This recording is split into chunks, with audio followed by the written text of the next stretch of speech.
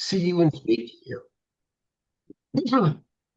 And I have a little problem with my voice, so I hope that it doesn't interfere too much.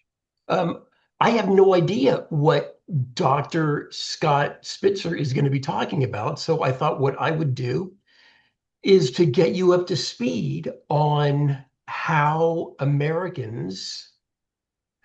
Jews got to America in the first place.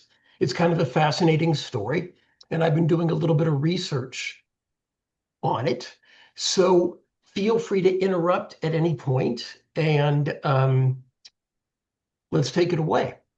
So people are, I imagine, familiar with the expulsion from Spain in 1492. Yeah. And one of the things that has been fascinating to discover is that the Sultan of Turkey sent ships to Spain to bring the Jews from Spain to the Ottoman Empire. And he said to King Ferdinand, "You're supposed to be the smartest of kings. You're a schmuck. You are expelling your Jews, and I am going to be the beneficiary of the expulsion, and I'm going to bring the Jews to enrich my country." So there were a bunch of Jews from Spain that actually went to the Ottoman Empire. Some Jews dropped down to North Africa, and then some Jews just scooched across the Iberian Peninsula to Portugal. But then within a couple of years, Portugal also came under the jurisdiction of the Catholic monarchs, Queen Isabella and King Ferdinand. And they then proceeded to say to the Jews in Portugal what they had said previously to the Jews of Spain. You have a choice. You can either convert or you can leave. And so a bunch of them left. And where did they end up going? To the Netherlands, to the Dutch Republic. And in the Dutch Republic, they were also in the business of empire building, the same way that Spain was in the business of empire building in England and France.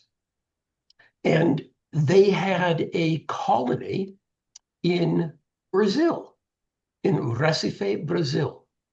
And so there were a bunch of Jews from that initial nucleus of Jews who went from Portugal to the Netherlands, who decided to set out for territory ahead, and they went to Brazil.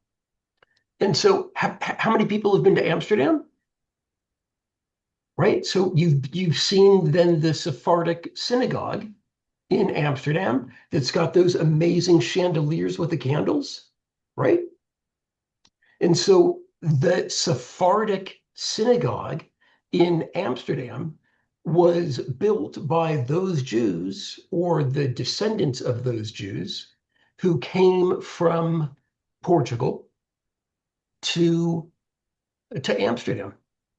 So for about 100 years, there was a Jewish community at the very tip of Brazil in Recife, Recife, Recife, Brazil. And as power politics would have it, the Spanish, or it's actually the Portuguese at this point, they conquered this Dutch colony that included Recife. And what did the Portuguese do? They kicked the Jews out again. And so this was in 1654. And so the vast majority of the Dutch Jews in Recife went back to the motherland, because that's what a colony is. A colony is a group of people who've been sent out by the mother country, in order to establish a foothold in a foreign land. So most of the Dutch Jews went back to Amsterdam, went back to the Netherlands, but there was a group of 23 Jews that decided to go to another Dutch colony farther north in the Americas. And so in 1654, 23 Dutch Jews set out for New Amsterdam. And you all know that New Amsterdam was the original name of New York. And so the governor of New Amsterdam was a man named Peter Stuyvesant, whose last name lives on in many of the streets and neighborhoods of New York City today. And he was kind of a regular old-fashioned anti-Semite. And he didn't want to allow the Jews to disembark when they arrived at the port of New Amsterdam. And so through a series of communications to the Dutch West Indies Company, the Dutch West Indies Company told Peter Stuyvesant that he had to allow the Jews to disembark. And if he needed to set some terms, some restrictions, he was the governor and he could do that. So what Governor Peter Stuyvesant did for these 23 Jews was to say, okay, you can disembark, but you can never become wards of the state. You can never go on the dole. You can never basically collect unemployment or anything like that. And so this was not a novel stringency for the Jewish community, because for hundreds and hundreds of years, the Jewish community had been taking care of its own. And so these 23 Jews disembarked. The first thing, let me ask you, what's the first thing they established? The first Jewish communal institution? What would it be? A cemetery. Yeah, a cemetery. That's right. Had I not known that, I might have thought it was a mikveh, maybe a synagogue. But no, the first thing they did was get a cemetery. The name of the congregation that they established in one of the members' homes was Sherith Israel, or Sharit Yisrael, which means the remnant of Israel. And in this case, it wasn't the remnant of the entire people of Israel, but it was the remnant of the community that had really done quite well in Recife, Brazil. And so one of the interesting things then about early American history is that in name, at least, but also in status, it was the Sephardic Jews who dominated exclusively, exhaustively, the Jewish community from 1654 up until about 1800. So the first Ashkenazi community isn't established until 1800. Isn't that kind of surprising? Right? So today, of course, Ashkenazi Jewry dominates American Jewry. But the handful of synagogues that were established in New York, in Newport, Rhode Island, in Charleston, South Carolina, in Baltimore, Maryland, these were all Sephardic synagogues. And not until around the year 1800 did the first Ashkenazi synagogue open up. And where was that? Anybody know? New York? No. It's not a bad guess, Marcia, but it turns out that I have recently been to the city for 7 years. Philadelphia, Pennsylvania, right, which was the first, I'm sorry if you're hearing that noise, which was the first capital, right? Philadelphia was the first capital, I think, of the United States. It was also the site of the first Ashkenazi synagogue called Rodef Shalom, right? The pursuer of peace. Having said that, by the time we get to 1800, there were still lots of Sephardic synagogues that were having an increasing number of Ashkenazi members, and in some cases, a majority of Ashkenazi members. So, what we see during the span of the 19th century, first with German Jews up until 1881, and then from 1881 forward, Eastern European Jews. We see the Ashkenazification. I don't know how to spell that, but we see the Ashkenazification of American Jewry. And I don't know, I don't want to steal anything that Scott is planning on saying, but up until 1881, so the most important event in the 19th century in America, up until 1881, when the Jews started coming, was the Civil War. And so you should just know that there were Jews on both sides of the Civil War. Isaac Mayer Weiss, who was the founder of the Reform movement, the father of the Reform movement in America, he was, although in Ohio, which was a free state, he bordered Kentucky and he wanted to remain neutral. There were other Reform rabbis who were vehemently anti-slavery, and there were other Southern rabbis, also Reformed, who were pro-slavery. So part of the reason why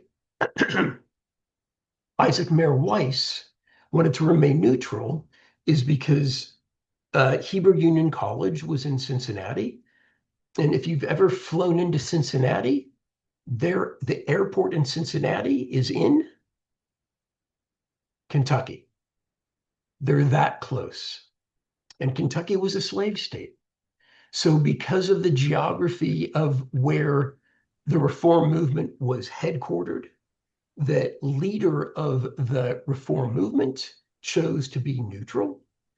And there were Jews who fought on both sides of the Civil War for the Union and for the Confederacy. Of course, Judah Benjamin was a Jew who was, I believe, the Secretary of State for the Confederacy. Um, Shai, I yeah, think that's ready to take over. Thank you. I am so happy to hear that. Scott, I hope you are feeling well, and it is my pleasure to pass you the baton. I am so sorry. Thank you, Dr. Shy, for taking the helm, and I really apologize.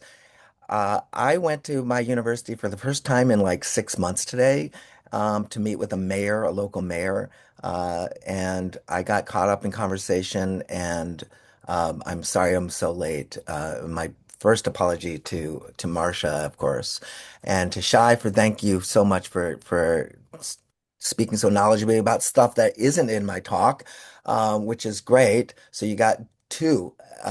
So I'll just shorten mine and just say that what I wanted to do, what I did is I gave this talk at uh, uh, uh, Temple Beth El in Orange County, um, on the 4th of July.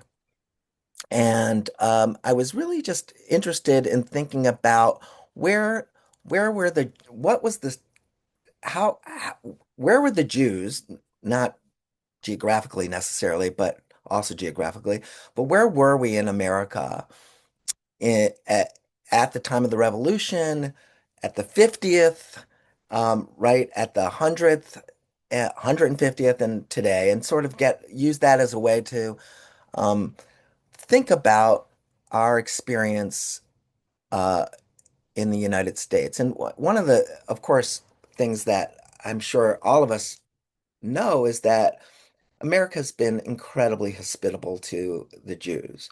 And our it's interesting, I'll just say this, I don't know if Shai talked about this. Um, at the time of the Revolution, the idea that there would be this separation of church and state, which would come with the First Amendment, was already starting to take root. And the idea that you could be Jewish and American was really different, right? So you could fight in the revolution in George Washington's army and even become an officer, whereas in Britain, you were not allowed to be an officer as a Jew. Just to give you a sense of things, and certainly in other countries, you weren't even allowed to fight in the army. So already Jews had that experience early on, but even so, as I caught the tail end of what you were saying about the Civil War, that Jews were on both sides. We were American. Just like every American, there were Jews who were in favor of the revolution and who were opposed to the revolution. And we came from all over. It's true uh, that it was predominantly Sephardic, but the first Jews in America came in 1654. And then, you know, and then but we were so small that our congregations were mixed, right? So our right away, Judaism in the United States already started to get this American flavor, which is a pluralism, um, uh, uh, right? That um, Jonathan Sarna tells us that we maybe were about 3,000 Jews, mostly in five larger cities: New York, Philadelphia, Charleston, Savannah, and Newport, Rhode Island. And we're about 0.1% of the total population at that time. But even then, we were significant part of the America, you know, exiled, pursued with violence across Europe, forbidden from public office there, or even being, as I said, military office. And even though we weren't embraced in the United States necessarily, and we were often confronted with hideous anti-Semitism, but the country needed everybody. The young country needed everybody. And while many Jews sided with the British, many also sided with the revolution. Like that's what I'm saying. Congress asked Christian clergy to give a prayer for peace in 1776, and this is the U.S. Congress, and all Christian, under the Articles of Confederation, all Christian clergymen were invited. But Gershom Seixas, Seixas, who was the Jewish leader in New York in 1776, he was actually a Chazan at Congress, and please, I apologize, She'erith Israel, I think I said that correct, the first synagogue in North America, said he wanted to join that prayer, and he did. So even then, right, in 1776, we might have had to knock on the door and say, "Hey, can we come in too?"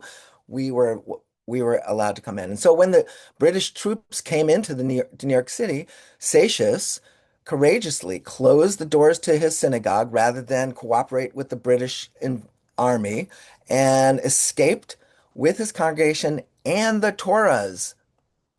And where did they go? Where Shai was telling you, to Philadelphia. And that became like the center of American Judaism, because all of these Jews from all these major cities, kind of scared of the British, ended up in Philadelphia at that synagogue there. Um, Jews volunteered for the army at the same rate as their Gentile neighbors, and that's kind of remarkable. Again, because Jews in Europe were not allowed to even serve, or only serve as, frontline, and here they could rise up, and Washington would take anyone who came, right? Um, so under British rule, they have these laws that say you have to be Christian to hold public office. Americans break those laws, and you get Jews being considered by merit, right? Like Mordechai Sheftal in Savannah, who joined the Savannah Parochial Committee, a group of townspeople who called for American independence. He gets elected as their chair. And when war breaks out, Sheftal became the deputy commissary general of the Continental Troops in South Carolina and Georgia. And then he was commissioned to be a colonel, the highest ranking Jewish official officer on the American side. And he used his personal fortune to care for the men he led, and made, right, because Washington was broke, a lot of people were starving in his army, and Sheftall is doing this, investing heavily in Georgia notes and bonds, which became worthless after the war. Um, and he's also a leader in the Jewish world. So he's both a leader in the American world, so to speak, and he's a leader in the Jewish world. He became president of the Congregation Mikveh Israel, which got an official charter from Georgia in 1790.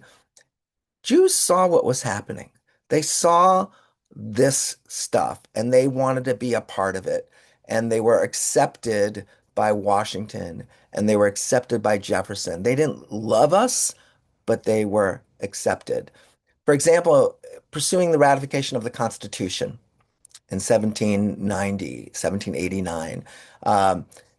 There was a parade scheduled in New York, in the state of New York, in the city of New York.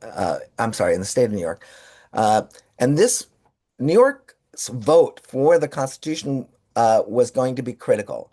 Um, it wasn't a done deal that the Constitution was going to be ratified. You needed 9 of the 13 original states to vote in favor of adopting the Constitution.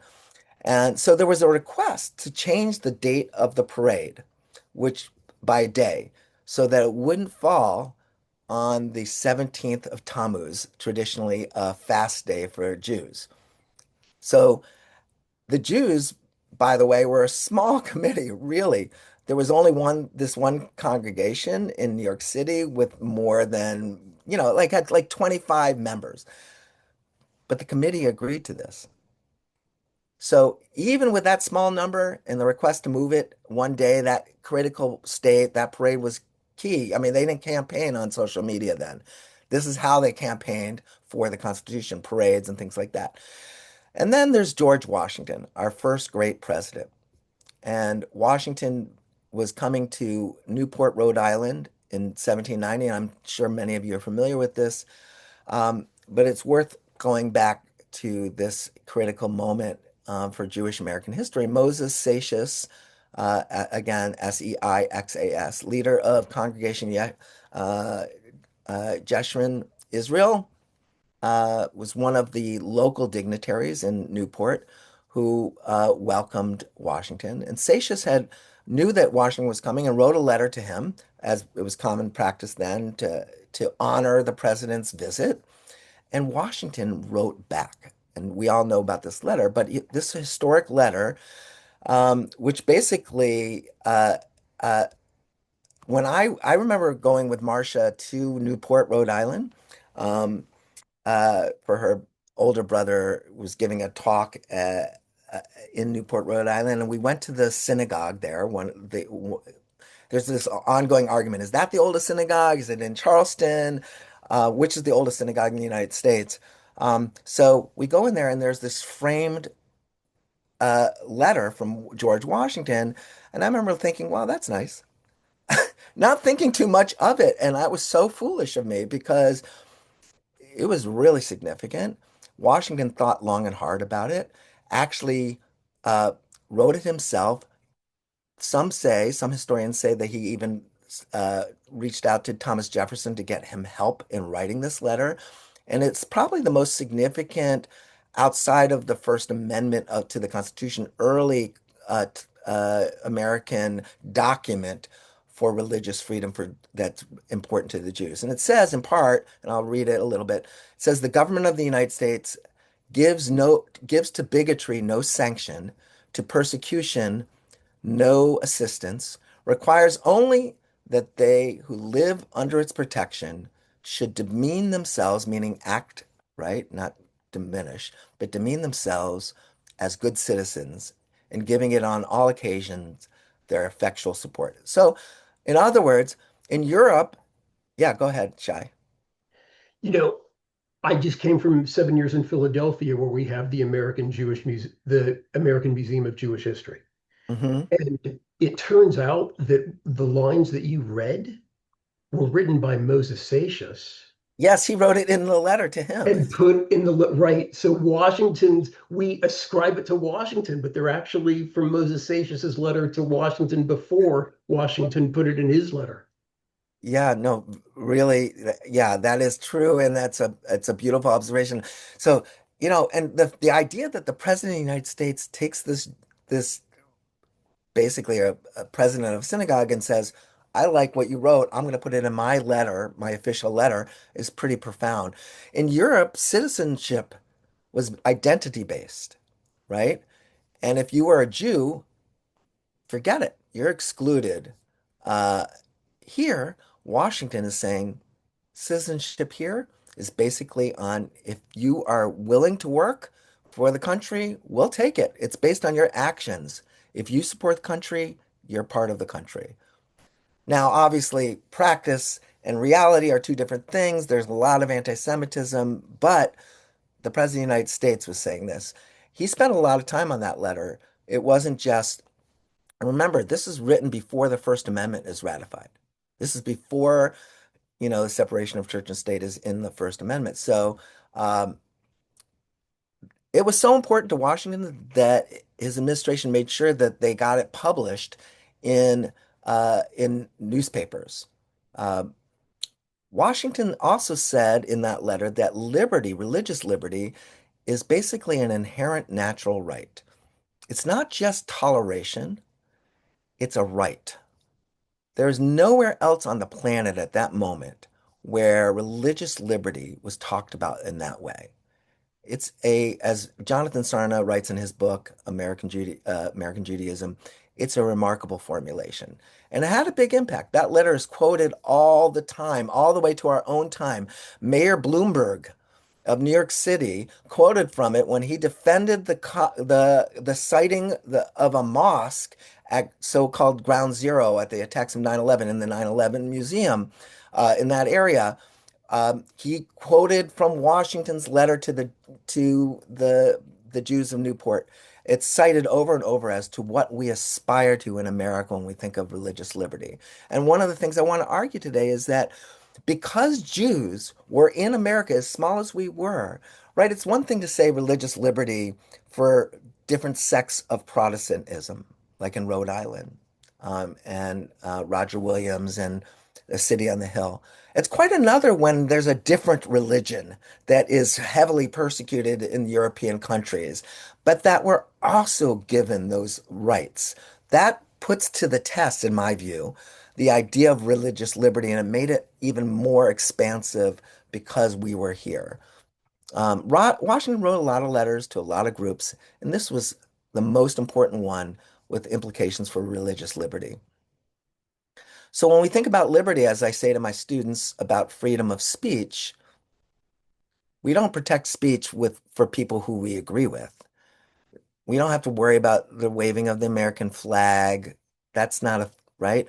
Unpopular speech is what we protect in the First Amendment. Dissent, likewise, religious freedom for the majority doesn't need so much protection. It's for the minority. Um,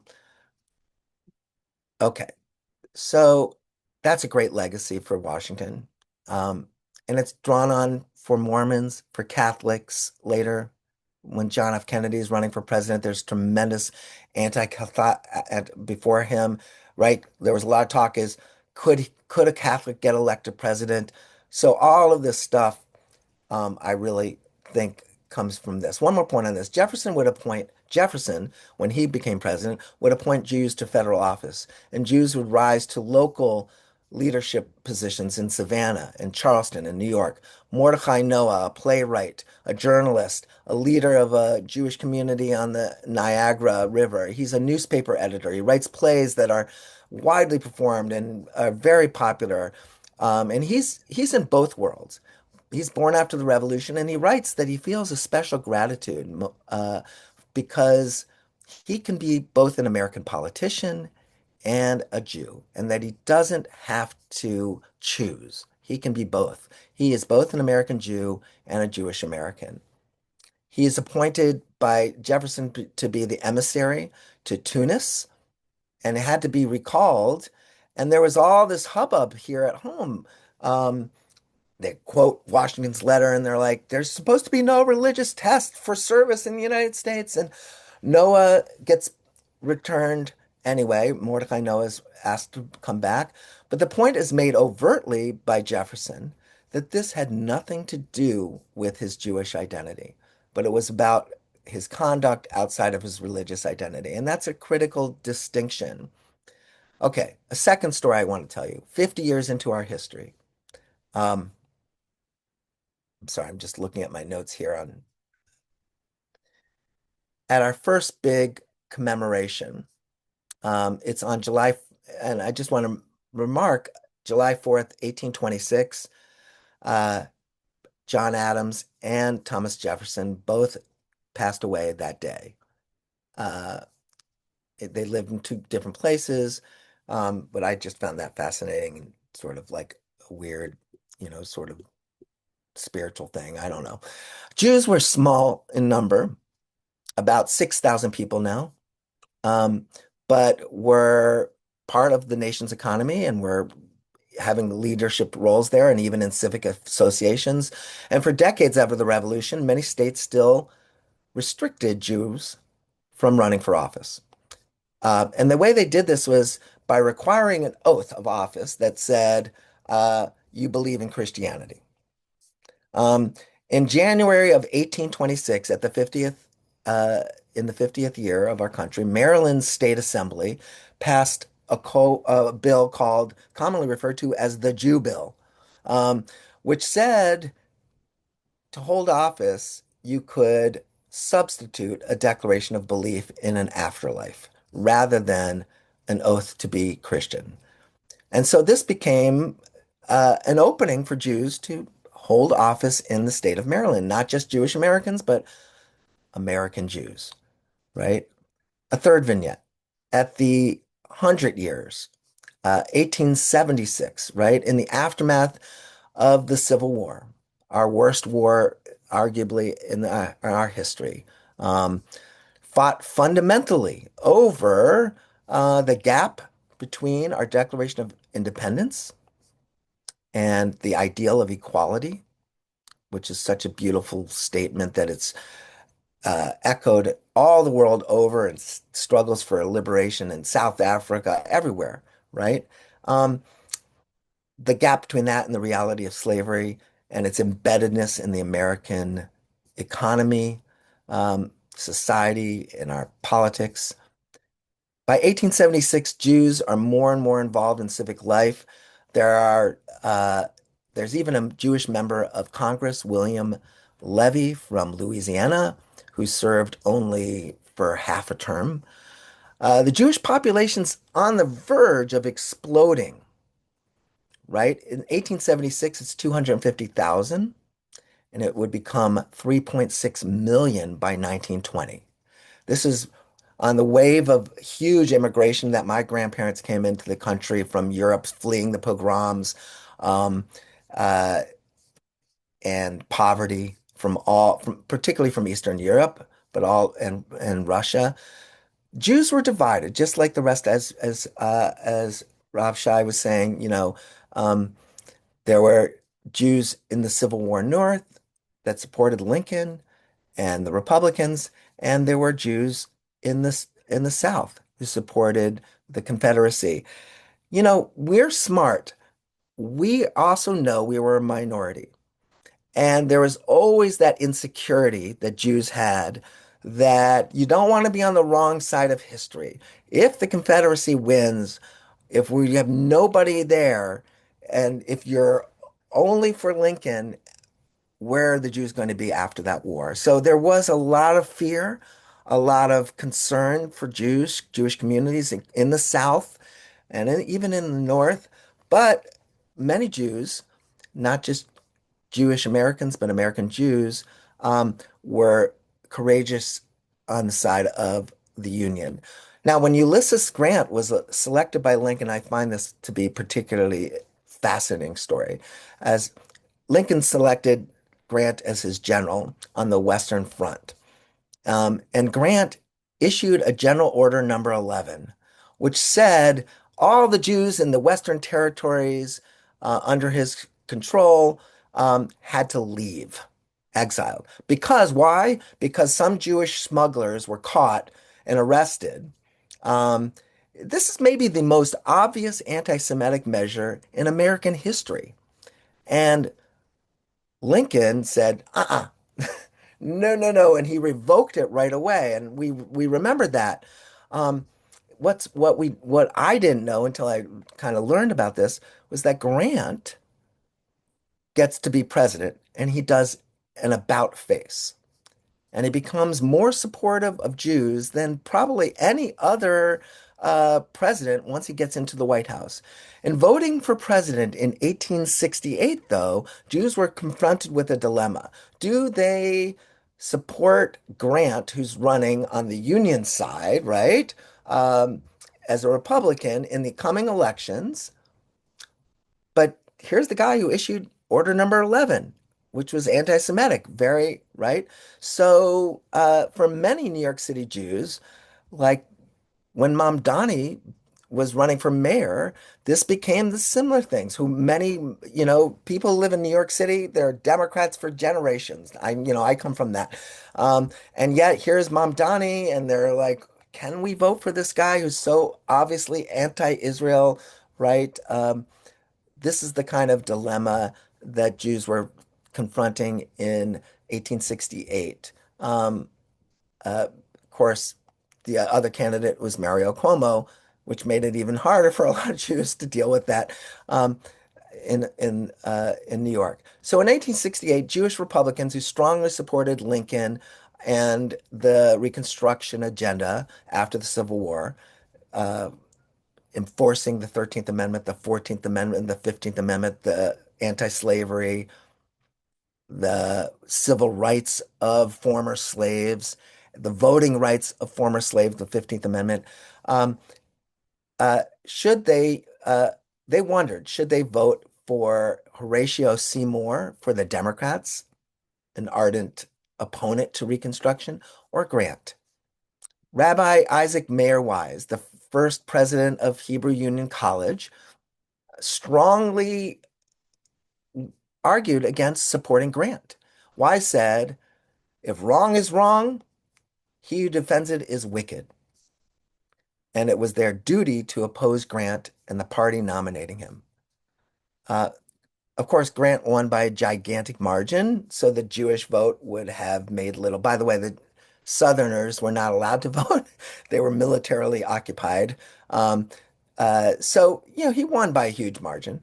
And as president-elect, he publicly recanted his order, saying that he hadn't really thought about the contributions of the Jews as a whole when he made that order, and that he had no prejudice against any sect or race.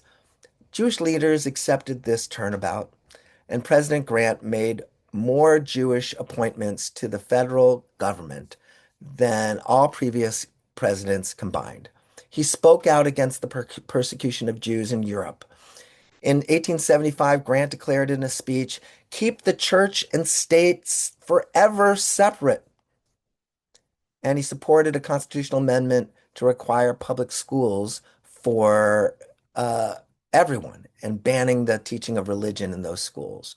In 1876, he became the first president to ever attend the dedication of a synagogue when he went to Washington's dedication in Washington, city of Washington, Addis Yisrael Synagogue. A month later, Grant met Jewish leaders in the White House, including Rabbi Wise. And everyone was going around and they were introducing themselves. And President Grant, when it came to Wise, said, oh, I remember you. I know all about you, doctor, especially in connection with Order Number 11. And Grant used this occasion to once again, as he's getting ready to leave office, recognize that he had failed to live up to his own standard of what it meant to be an American. That this was something he basically continued to think about way into his second term. He remembered Wise and he remembered that sting of that comment. This was his last major engagement with Jews in his presidency. And in the election of 1876, Reconstruction would become uh, fall victim to a very close election where Rutherford B. Hayes, Republican, won the election only with the agreement that the Democrats had with him that if he were elected, that he would dismantle Reconstruction. And he did. In 18, this is called the compromise or the deal of 1877.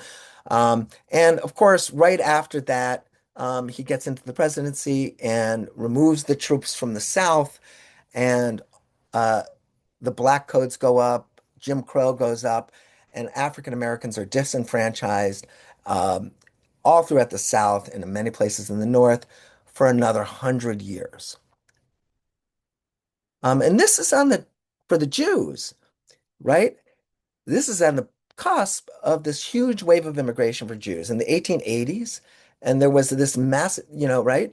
Um, and there's this backlash towards this massive immigration, millions, literally millions of Jews coming into the country, a backlash and there's this growth of anti-Semitism and social exclusion, right? Often becoming violent. We all know about the horrible lynching of Leo Frank in Atlanta in 1915.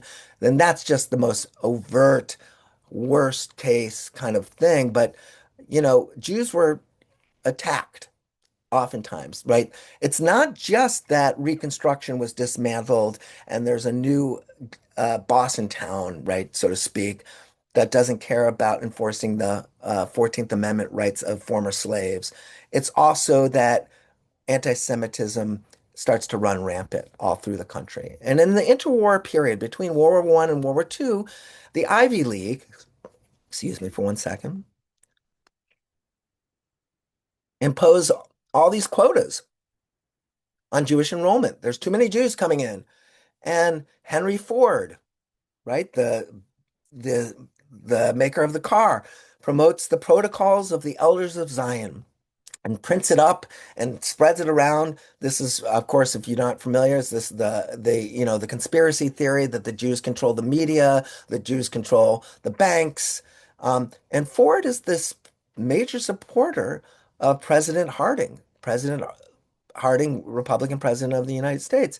America First became the 1920 campaign slogan for Harding. And it also becomes the idea that we're not going to allow Jewish immigrants into the United States, just as the anti-Semitism in Europe is heating up to a point which boils over into the Shoah. Right? We are preventing Jews from coming to the United States. In 1924, an immigration law gets passed, which basically shuts down immigration to the United States with quotas, racial quotas set. I don't have enough time to explain the whole details of it. And now there's this new wave of the KKK emerging. We thought we had been done with that. Now the KKK targets not just blacks, but also Jews. Um, we're un-American. We're communists. We're uh, not to be trusted. Okay. The intensity of the anti-Semitism was so great that FDR refused to entertain uh, the repeated efforts of his Jewish advisors to lift Jewish immigration or to, when it became clear what was happening with the Holocaust, to bomb the train tracks leading into Auschwitz. Why? Because Roosevelt feared that support for the Jews would damage his support in Congress for the continued efforts of the United States against the Nazis and against Imperial Japan. That he felt like if he came out for the Jews, so to speak, that our war effort would get diminished. Jews, however, were major supporters of FDR. In 1932, 82% of Jews voted for FDR.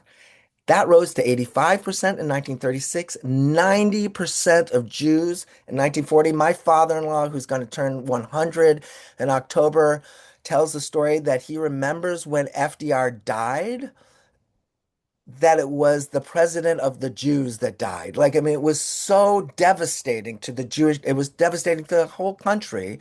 He gets elected to a fourth term in 1944 and immediately dies like in the first month of office, and Truman takes over. But the Jews were just absolutely devastated. Um, they responded to the growing backlash of the 1920s and 1930s by fighting back, right? So, how did the Jews fight back? We went to court. We mounted our own publicity campaigns to expose anti-Semitism. All the while, we pursued civil rights for African Americans as a way to show our Americanism. We founded all these new institutions in the 1920s. The American Jewish Committee was formed in 1906. The Anti-Defamation League was founded in 1913. The American Jewish Congress in 1918. Hadassah, the Women's Zionist Organization and the American Jewish Joint Distribution Committee were founded in 1912 and 1914. Jewish federations were created in cities all across the country. In 1932, the Council for Jewish Federations was founded. So we responded to the backlash by building our own community. Brandeis University, at the tail end of this, founded in 1948 in response to the quotas. We can't go to Harvard, we'll create our own Harvard. Uh, and, that obviously, Brandeis continues to be a leading university to this day. And I'll just say proudly, runs on the Jewish calendar. I remember I went to Brandeis and I got there and I'm like, what are these holidays? I didn't know. I was like such an, but I didn't have class because it was, Shavuos or something like that. Um, okay. All right. Now the bicentennial. Where were we in 1976? 4th of July, 1976, our bicentennial. I remember that. I was a kid, but like I remember television commercials for the bicentennial. Um, but it also coincided with another historic event for the Jews, uh, right? Uh, the rescue at Entebbe. Terrorists backed by a ruthless dictator kidnapped a plane load of passengers and uh, the Israeli military put together a strike force. Planes had to be refueled in the air. I mean, this was an amazing thing. All sorts of deception and secrecy were key elements in this. And in the end, virtually all the prisoners were rescued. Yonatan Netanyahu, brother to Bibi Netanyahu, was the commander of that, and he lost his life in that. When those planes touched down in Israel, the entire free world rejoiced, not just Jews. The entire free world rejoiced at the mission's success. This is like July 4th, right? Soon after the presidential election of 1976, on the heels of Watergate and Nixon's resignation, who did we back? Jews who had been Democrats since FDR were critical to helping Carter win his election. Carter defeats Ford. By the way, it came out later. I can tell you, I've seen these documents, these internal documents in the Nixon administration, and it came out because of Watergate, that Nixon on the tapes would say all sorts of anti-Semitic things and actually ordered one of his top political aides to make a list of every Jew in the federal government leading federal because and was asked why, and he says because they can't be trusted. So even though we didn't know that that was happening, a lot of Jews knew that this was not our administration at that time. So Carter, who we back, defeats Ford by 11,000 votes in Ohio, a state with a Jewish population of 140,000. He beats Ford by 123,000 votes in Pennsylvania, where there are 400,000 Jews. If Ford had attracted enough Jewish votes to swing just two states, those two states, he would have become president. What happened after was stunning. As the nation saw Carter's support plummet among the Jews. Uh, not, listen, we're Americans, high inflation, high unemployment, both at the same time. Not good for any president. Carter became to started to look increasingly like he was biased against Israel to many American Jews. Um, while Carter secured about 71% of the Jewish vote in the 76 election. That plummeted to 45% of the Jewish vote in the 1980 election when Reagan wins. Surely a lot of that had to do with, and by the way, a lot of Jews didn't vote for Reagan in 1980. Um, I don't know if Marcia's willing to talk about this, who she voted for in 1980. But anyway, many Jews voted for a third party candidate, John Anderson, rather than vote for Carter, who was a liberal guy and had no chance of becoming president. But surely much of this had to do with Carter's increased pressure on Menachem Begin, the brand new first time ever Likud prime minister, conservative, right? First time, really Sephardic background, right? As opposed to an Ashkenazic. Here's Begin in there, and Carter's pressuring him to make peace with Egypt. Um, Carter wanted to see Palestinians have their interests represented in peace negotiations in those talks between Israel and Egypt. And his ambassador to the United Nations, Andrew Young, held behind scenes meetings with the Palestinian Liberation Organization, the same PLO that hijacked the plane in Entebbe, right? Although Carter had Young uh, uh, uh, resign once that became public, this really contributed to his declining popularity with Jews. Um, and it's interesting that that decline in Jewish American support for Carter continued to hold despite the fact that he negotiated.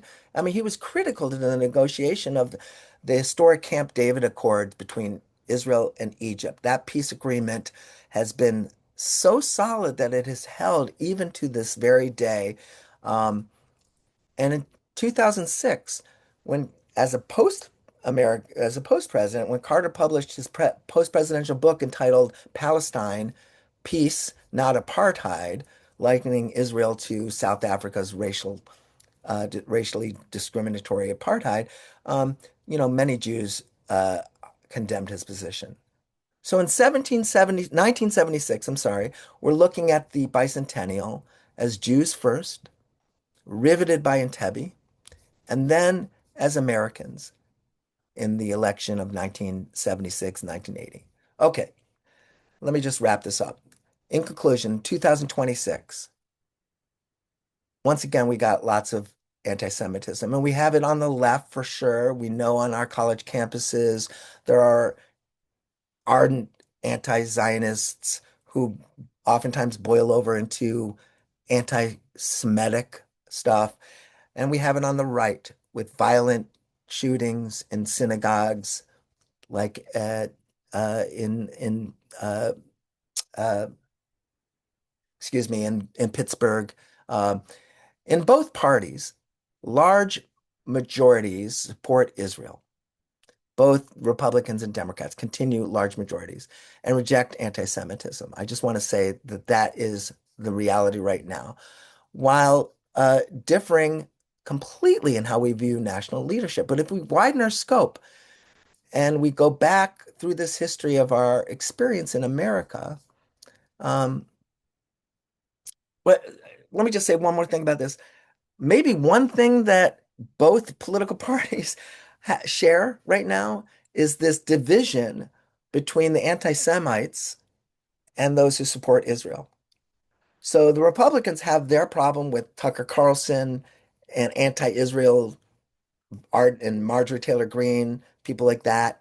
And then many Republicans are saying, Trump's the best thing that's ever happened to Israel, the most supportive president of Israel. And then in the left, you have Chuck Schumer, the Senate minority leader, clearly Zionist, proud Zionist, and many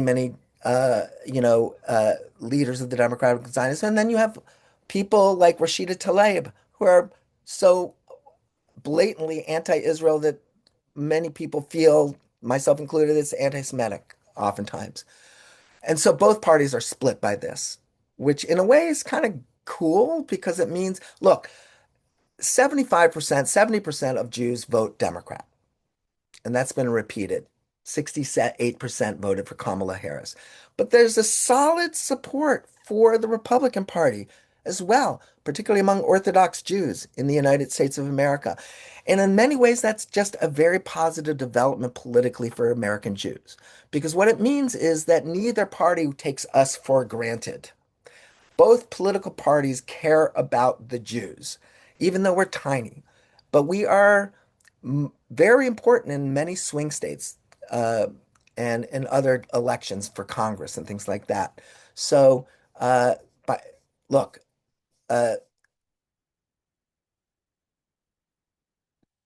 here we are 50 years later after the uh, bicentennial, and we're in the crosshairs of our nation's deep polarized politics.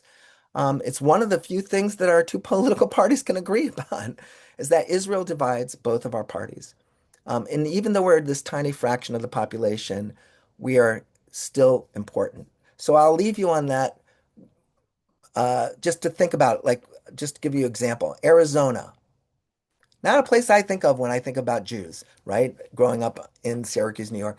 It has a very small Jewish population, but we vote at such a high rate that we could be critically important in that state's out presidential election. Pennsylvania, right? Michigan, Georgia, North Carolina,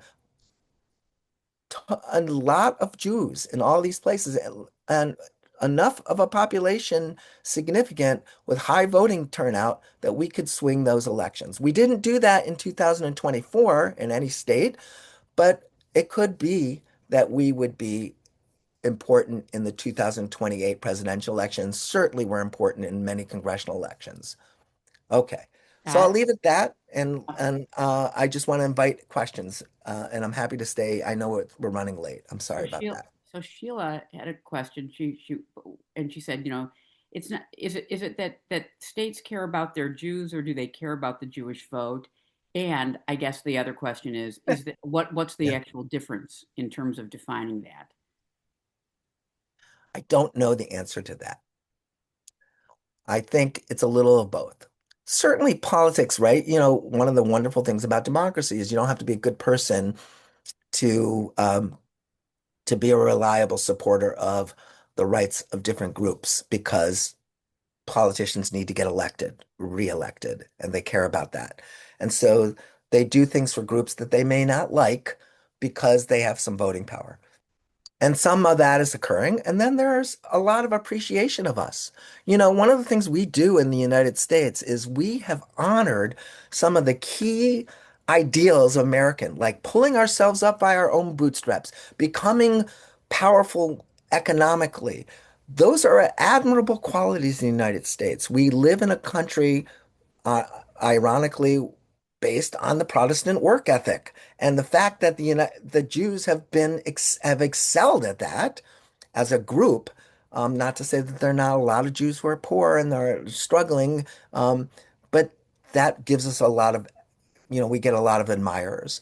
And so I think it's a little of both. But yeah, there is, listen, there's no doubt, Sheila, and to all of you, that there's rising levels of open anti-Semitism that I've never experienced in my life. It comes in innuendo sometimes, and sometimes it just comes like, swastikas painted on people's synagogue doors and horrible shootings and rammings like in Temple, I think it's Temple Israel in Detroit. Am I correct, Marcia? The name of the synagogue that was attacked. Okay.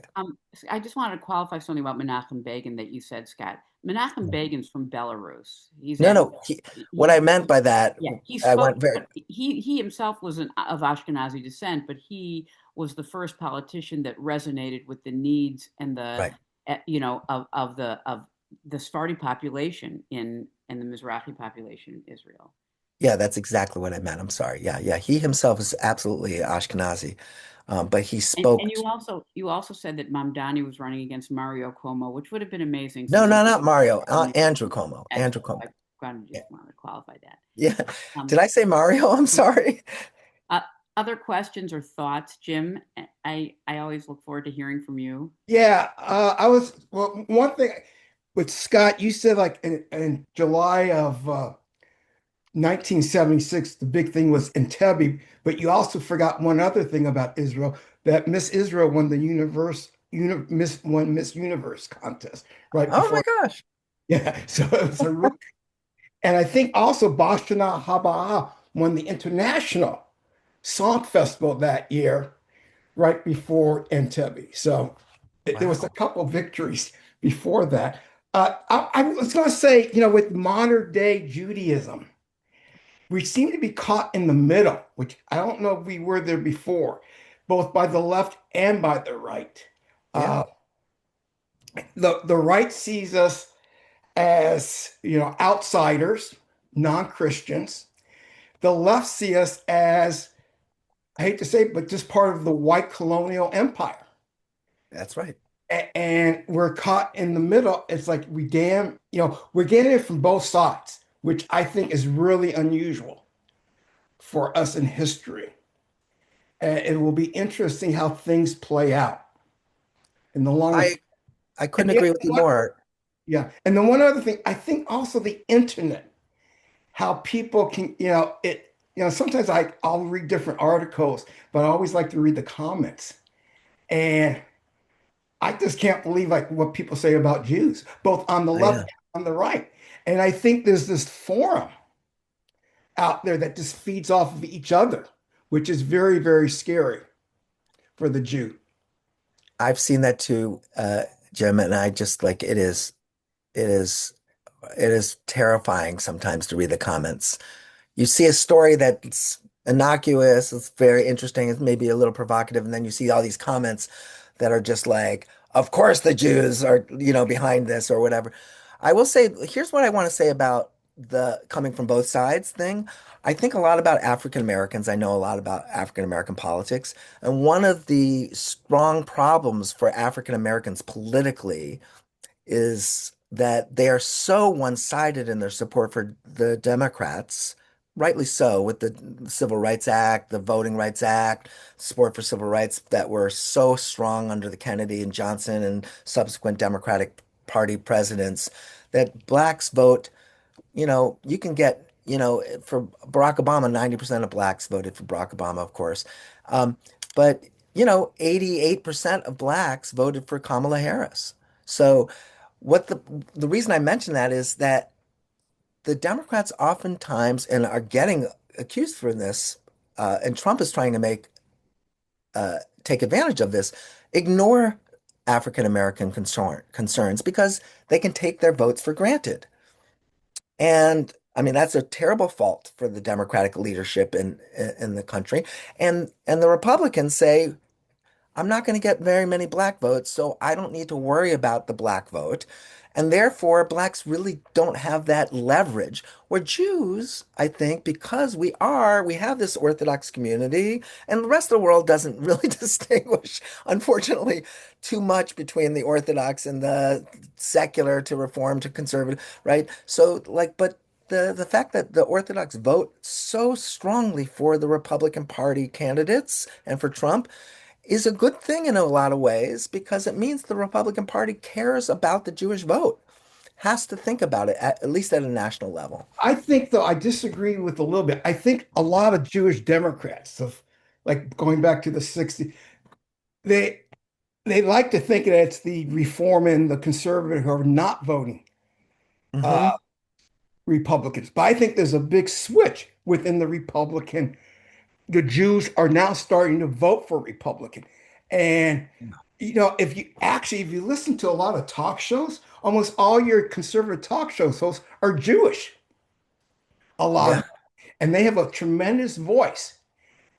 And I Yeah. think, 25% of Jews are voting for, Trump. So listen, that's a but not just for significant. Trump. No, But and for I Republicans think, up and down I the think line. that's another issue too. This whole issue with Trump. But just at state levels and local levels, I think you will see things changing, especially with economics.